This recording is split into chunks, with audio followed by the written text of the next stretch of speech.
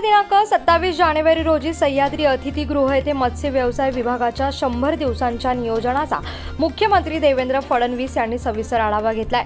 यावेळी सध्याच्या खंडाअंतर्गत मासेमारीमध्ये वाढ करण्यासाठी धोरण निश्चित करावे, तसंच मत्स्य बीज मोठ्या प्रमाणावरती उपलब्ध होण्यासाठीही धोरण तयार करावे अशा सूचना त्यांनी दिल्या आहे।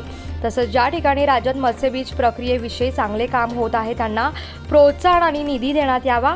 सोबतच सागरी मासेमारी विषयक सर्वसमावेशक धोरण तयार करावे। केंद्राच्या नियमानुसार राज्यातील मत्स्य व्यावसायिकांना लाभ देण्याची कार्यवाही करावी। धरण क्षेत्रातील मासेमारी व्यवसायांसाठीही सर्वसमावेशक धोरण तयार करावे आणि मासेमारी संस्थांचा कारभार पारदर्शक राहील असं पाहावे, अशा सूचना मुख्यमंत्री देवेंद्र फडणवीस यांनी दिल्या आहे।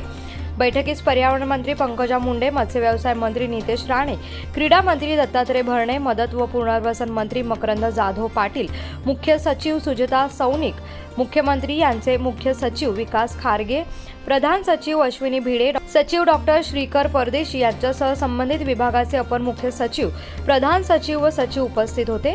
मत्स्य व्यवसाय विभागाचे सचिव डॉक्टर रामास्वामी एन यांनी संगणकीय सादरीकरणाद्वारे विभागाची माहिती सादर केली, तर प्रधानमंत्री मत्स्य संपदा योजना यासह सागरी क्षेत्रात होणारे ड्रोन सर्वेक्षण, मासेमारी बोट व व्यावसायिकांना देण्यात येणारे अनुदान व सोयी सुविधा, मत्स्य व्यवसाय वाढीसाठी उभारण्यात येत असलेल्या मत्स्य बंदर, मत्स्य बाजार, मरोळ येथील आंतरराष्ट्रीय मत्स्य बाजार यांसारख्या सुविधांचीही माहिती देण्यात आली आहे।